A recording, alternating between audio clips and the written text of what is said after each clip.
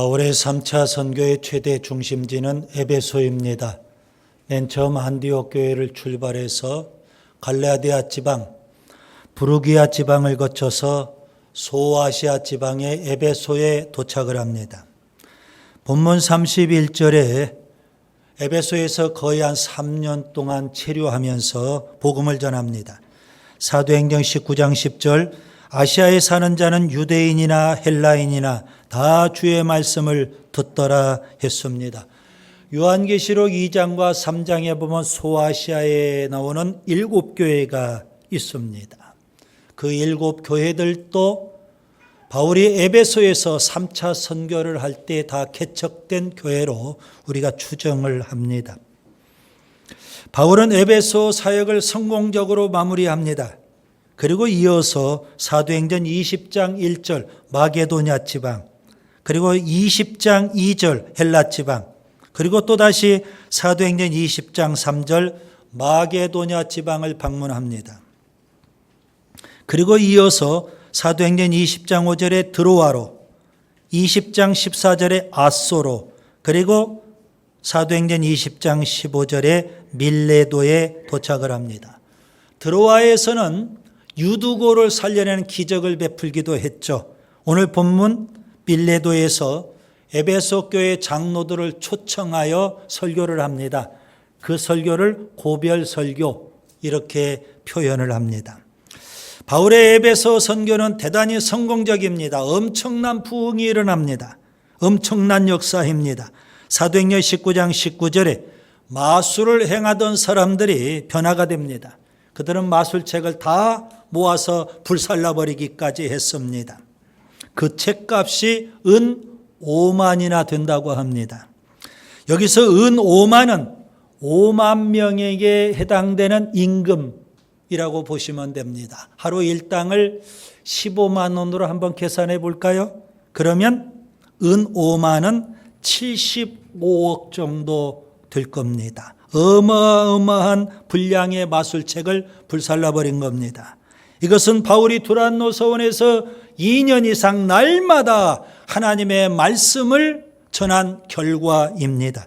사도행전 19장 20절 이와 같이 주의 말씀이 힘이 있어 흥왕하여 세력을 얻으니라. 에베소 선교 때 그런 일이 벌어지게 된 겁니다.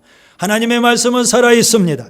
하나님의 말씀은 능력이 있습니다. 그래서 에베소 교회의 부흥의 역사는 말씀을 통한 부흥의 역사 이렇게 귀결이 되는 거죠. 에베소 선교를 마무리할 때 바울은 또 새로운 계획을 세웁니다. 사도행전 19장 21절 이 일이 있은 후에 바울이 마게도냐와 아가야를 거쳐 예루살렘에 가기로 작정하여 이르되 내가 거기 갔다가 후에 로마도 보아야 하리라. 바울의 계획은요, 앞으로 사도행전 후반부 21장부터 28장에서 그 계획이 어떻게 실현되는지, 하나님은 바울의 그 계획을 어떻게 섭리하고 계시는지를 우리가 살펴볼 수 있겠습니다. 지금 바울의 몸은 예루살렘으로 향하고 있습니다. 그런데 바울의 마음은 정반대 로마로 향하고 있다는 사실입니다.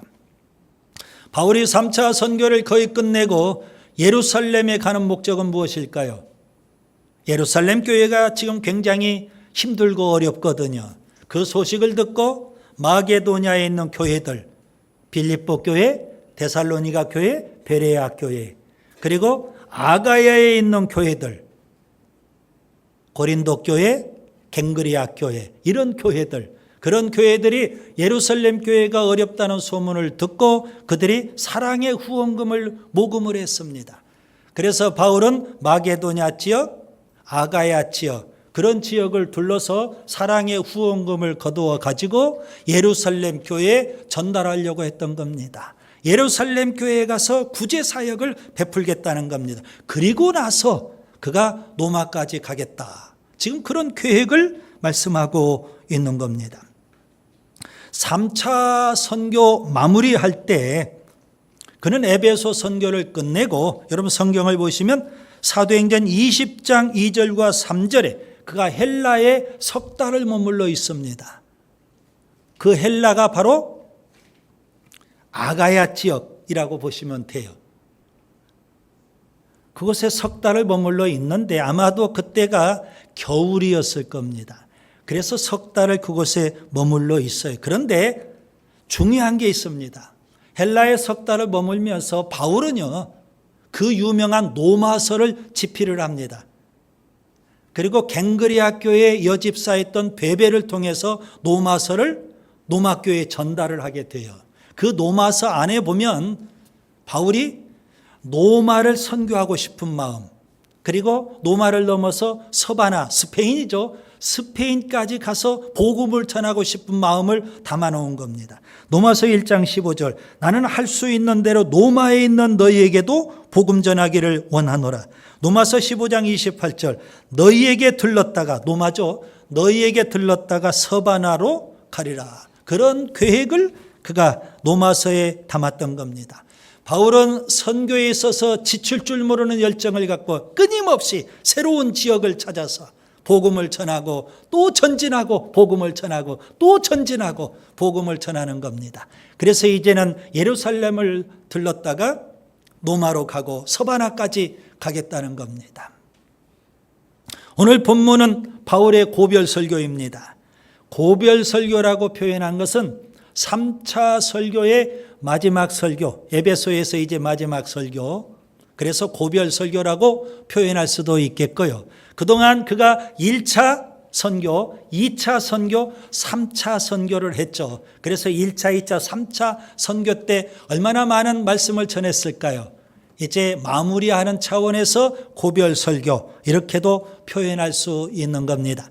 그래서 고별 설교를 우리가 자세히 살펴보면 바울이 3차 선교 때 에베소에서 어떻게 사역을 했는지, 그리고 조금 더 1차, 2차, 3차 선교 때 그가 어떤 자세로 선교에 임했는지를 우리가 살펴볼 수 있는 겁니다. 특별히 바울의 이 고별 설교를 저는 3번 나누어서 말씀을 드리려고 합니다. 3단락으로 나누겠다는 그런 의미입니다.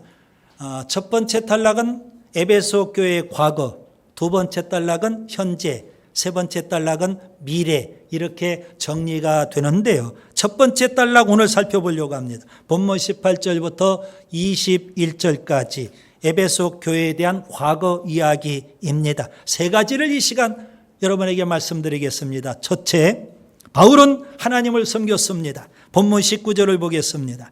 곧 모든 겸손과 눈물이며 유대인의 관계로 말미암아 당한 시험을 참고 주를 섬긴 것과 그랬습니다. 여기서 주를 섬긴다, 이 표현을 여러분이 주목하셔야 됩니다.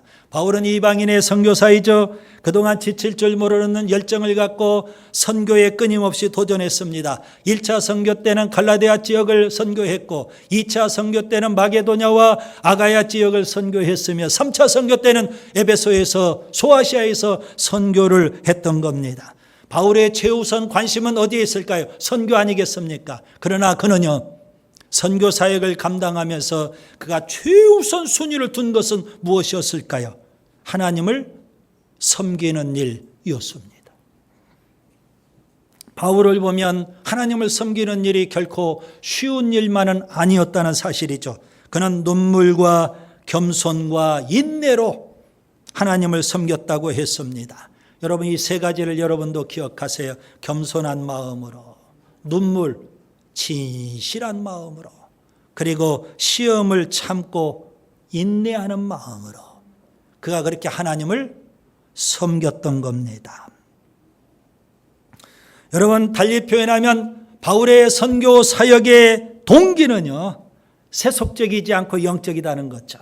그는 자기 자신의 명예나 자기 자신의 행복이나 자기 자신의 기쁨을 위해서 선교 사역을 한 게 아닙니다. 다 하나님 섬기는 일이에요. 하나님 섬기기 위해서 선교사에게 그가 혼신의 힘을 다했던 것을 알 수가 있습니다.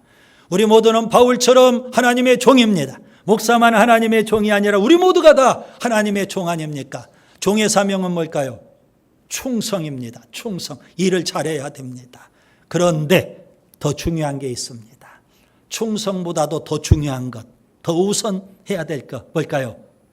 하나님 섬기는 일입니다. 하나님이 찾으시는 사람은요, 충성하는 사람 이전에 하나님을 예배하는 사람입니다. 요한복음 4장 23절 24절 아버지께 참되게 예배하는 자들은 영과 진리로 예배할 때가 오나니 곧 이때라. 아버지께서는 이렇게 예배하는 자들을 찾으시느니라. 하나님은 영이시니 예배하는 자가 영과 진리로 예배할지니라. 여러분,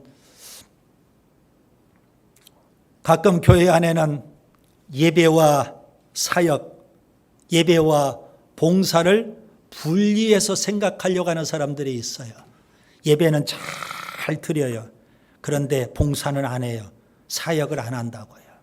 그런 사람도 있고요. 또 어떤 사람은 사역하고 봉사하는 데는 열심히 해요. 그런데 예배 드리는 일은 소홀히 해요. 이런 사람도 있어요. 여러분, 예배와 사역, 예배와 봉사를 분리할 수 없는 겁니다. 누가복음 10장에 보면 예수님께서 제자들을 데리고 마리아, 마르다 가정을 신방하셨습니다. 예수님 일행이 한번 신방 오면 그 집안 먹을 것이 다 거덜나겠죠. 이 마르다, 마리아 이 가정은 예수님 일행이 신방 오니까 이거 큰일 났습니다. 마르다는 언니니까 어떻게 주방에서 없는 살림이지만 예수님과 그 일행을 위해서 음식을 장만하느라고 마음이 분주하고 바쁩니다. 동생 마리아는 언니는 생관하지 않고 예수님 발치에 앉아서 열심히 말씀만 듣고 있습니다. 일종의 이겁니다. 마리아는 예배만 열심히 잘 드리고 마르다는 열심히 사역을 하고 봉사를 하는 그런 형상입니다. 언니인 마르다가 동생을 바라보면서 마음이 바쁩니다. 분주합니다. 불평이 나오기 시작합니다. 그래서 예수님 앞에 와서 불평을 토로했어요. 동생을 좀 가르쳐줘서 주방에 와서 언니를 좀 도와줘라. 그렇게 말 좀 해달라는 겁니다. 여러분, 그런데 그 본문에서 마르다도 문제고 마리아도 다 문제가 되는 겁니다. 여러분, 예배를 잘 드려야 되겠죠? 아울러 동시에 또 봉사도 사역도 열심히 잘 해야 되는 줄 믿습니다. 바울이 그랬어요. 여러분, 예배를 소홀히 하면서 교사로서, 순장으로서, 혹은 찬양단으로서, 혹은 주방에서 열심히 봉사한들 주님이 그거 기뻐하시겠느냐? 예배 잘 드려야 됩니다. 예배 잘 드려야 돼요. 아멘. 예배 잘 드렸다면 열심히 이제 뭐 하면 돼요? 사역도 하고 봉사도 해야 되는 줄 믿습니다. 정말 중요한 거예요. 주님을 잘 섬겨야 돼요. 바울은 열심히 사역을 해요. 이방인의 사도로. 정말 지칠 줄 모르는 열정 갖고 열심히 사역을 해요. 그의 관심은 선교예요. 이방인에게 복음 전하는 거라고요. 그런데 그는요, 선교도 중요한데 오히려 그는 더 하나님을 더 잘 섬기려고 했다는 겁니다. 여러분, 오늘 우리가 배워야 될 소중한 교훈이에요. 예배보다 앞설 수 없어요. 예배 잘 드리고 나서 그 다음에 우리에게 주어진 직분 따라서 우리에게 주어진 은사와 사역 따라서 열심히 사역도 하고 봉사도 해야 되는 줄 믿습니다. 둘째, 하나님의 말씀을 전했습니다. 본문 20절을 보겠습니다. 유익한 것은 무엇이든지 공중 앞에서나 각 집에서나 거리낌이 없이 여러분에게 전하여 가르치고. 사도행전 19장에 보면 바울이 에베소 지역에 처음 들어왔을 때 그는 유대인의 회당에서 석 달 이상 담대히 하나님의 말씀을 강론을 했어요. 그런데 유대인들이 복음을 받아들이지 않고 복음을 비방하고 바울을 대적을 합니다.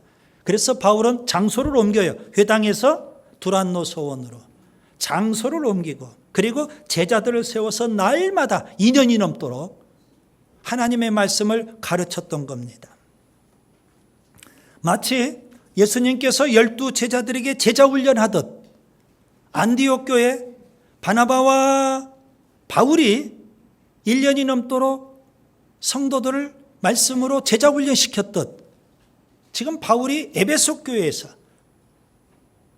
두란노 서원에서 하나님의 말씀을 그렇게 가지고 제자 훈련을 시킨 겁니다. 놀라운 역사가 일어나죠. 엄청난 부흥이 일어납니다. 2년이 넘도록 그렇게 말씀으로 제자 훈련을 시켰는데 훈련받은 그들이 열심히 나아가서 뭐해요? 복음을 전하기 시작해요. 그래서 아시아 지역, 소아시아에 있는 7교회가 개척될 정도로 복음이 쫙 확산이 돼요. 심지어 에베소에서는요, 서두에서 말씀드린 대로 마술을 행하던 사람들이 마술을 끊어요. 그들이 마술책들을 모아서 불살라버리기도 해요. 그 책값이 은 5만이나 되었다. 이 정도예요. 엄청난 역사들이 나타나게 됐어요. 본문 20절을 여러분 좀 더 자세히 관찰해 보시기 바랍니다.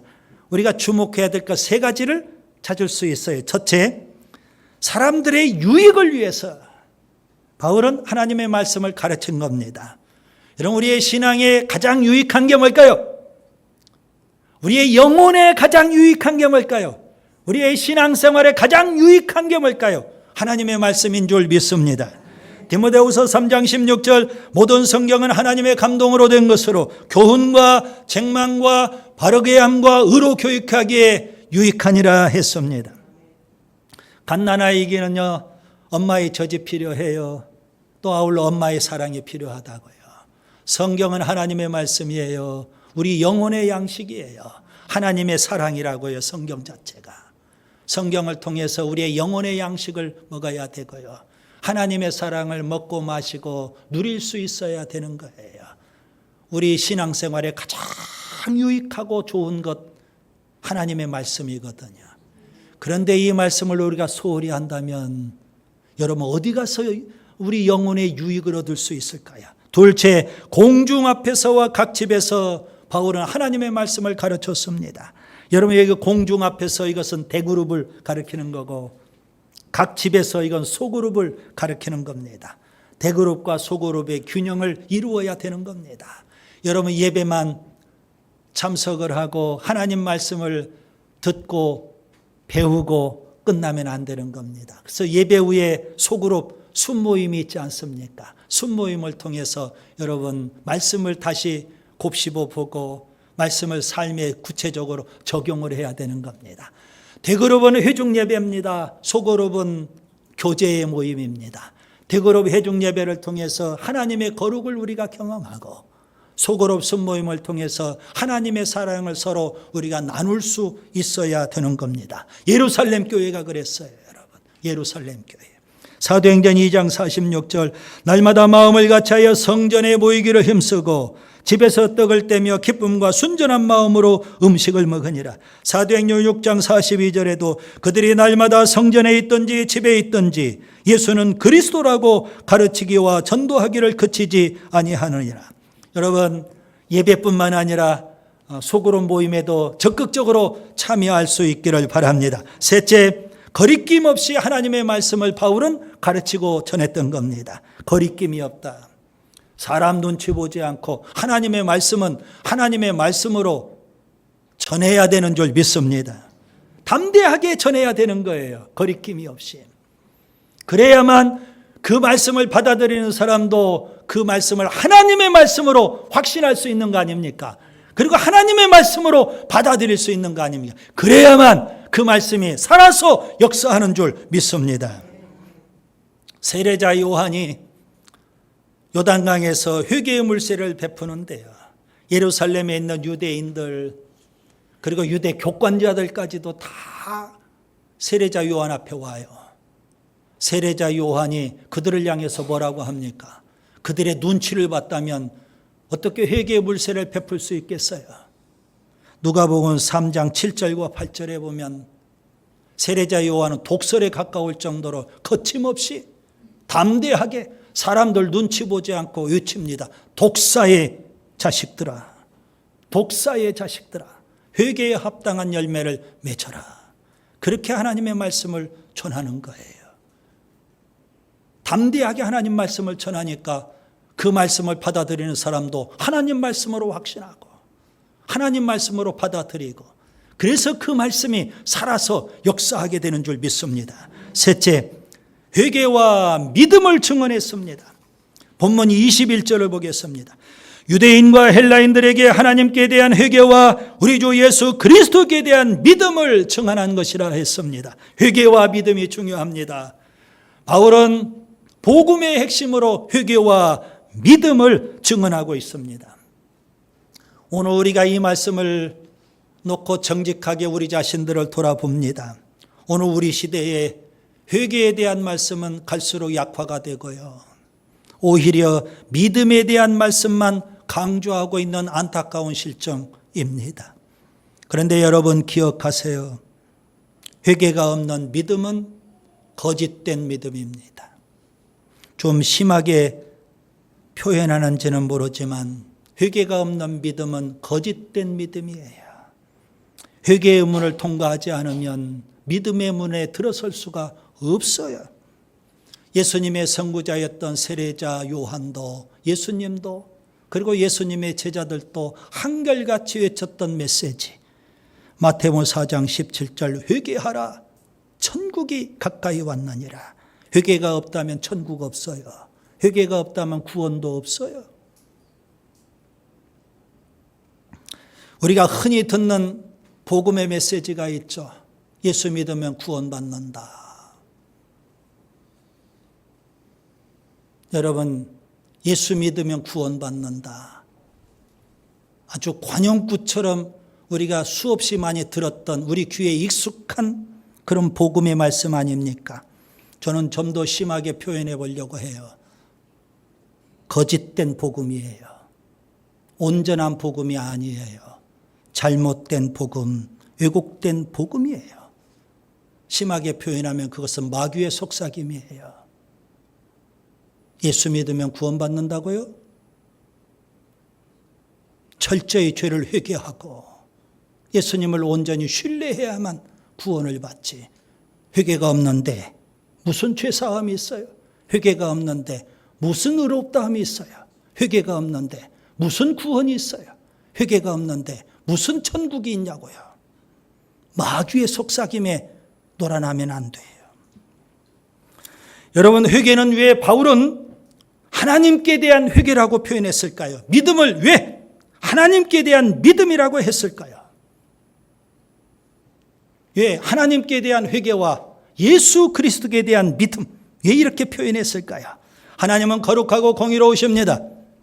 죄에 대하여 아주 엄하게 심판하십니다.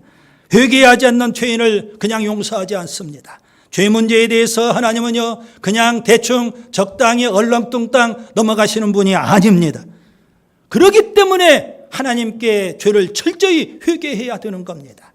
요한일서 1장 9절, 만일 우리가 우리 죄를 자백하면 그는 미쁘시고 의로우사 우리 죄를 사하시며 우리를 모든 불의에서 깨끗하게 하실 것이라 했습니다. 이사야 선지자도 이사야 1장 18절에 말합니다. 여호와께서 말씀하시되 오라 우리가 서로 변론하자. 너희의 죄가 주홍 같을지라도 눈과 같이 휘어질 것이요 진홍같이 붉을지라도 양털같이 희게 되리라. 회개 없이는 죄사함이 없습니다. 그러면 왜 예수님을 믿어야 될까요? 아담과 하와가 범죄한 이후 온 인류가 다 죄인이 되고 말았습니다. 하나님은 온 인류에게 구원을 베푸시기 위해서 계획을 세우십니다. 독생자 예수님을 이 땅에 보내시고 그 예수님 온 인류의 죄를 대신 지고 십자가에 죽게 하심으로 우리에게 구원의 길을 열어주시는 겁니다. 하나님께 죄를 철저히 회개하고 우리의 모든 죄를 지고 십자가에 죽으신 예수님을 온전히 신뢰할 때 하나님은 예수님의 십자가의 은혜로 우리의 죄를 사하시고 아멘, 우리를 의롭다고 하시며 우리를 구원해 주시고 우리를 천국으로 인도해 주시는 줄 믿습니다. 회개와 믿음이 그래서 중요합니다. 이 회개와 믿음을 교리적으로는 회심이라고 표현하는 겁니다. 회개 없는 믿음은 거짓된 믿음이에요. 거짓된 믿음. 여러분 자신을 한번 심각하게 점검해 보세요. 믿습니다. 이게 믿음입니까? 회개도 없는데? 말씀을 정리합니다. 바울의 3차 선교의 중심지는 에베소입니다. 거의 3년 동안 체류하면서 에베소와 소아시아 지역에 복음을 전합니다. 바울은 3차 선교를 끝내고 예루살렘으로 가면서 밀레도에서 에베소 교회 장로들을 초청하여 마지막 고별 설교를 합니다. 바울은 에베소에서 어떻게 사역을 했을까요? 저는 세 가지를 말씀을 드렸어요. 첫째, 하나님을 섬겼어요. 여러분, 사역보다 중요한 것은 예배예요. 봉사보다 중요한 것은 예배라고요. 둘째, 하나님의 말씀을 전했어요. 열심히 거리낌이 없이 담대하게 복음을 전했어요. 셋째, 그 복음의 핵심적인 내용은 뭘까요? 회개와 믿음을 증언했다는 겁니다. 회개 없는 믿음은 거짓된 믿음이에요. 가짜 믿음이라고요. 철저히 죄를 회개하고 예수님을 온전히 신뢰하는 이 믿음, 바울이 전했어요. 오늘 우리 시대에 우리가 들어야 될 복음인 줄 믿습니다.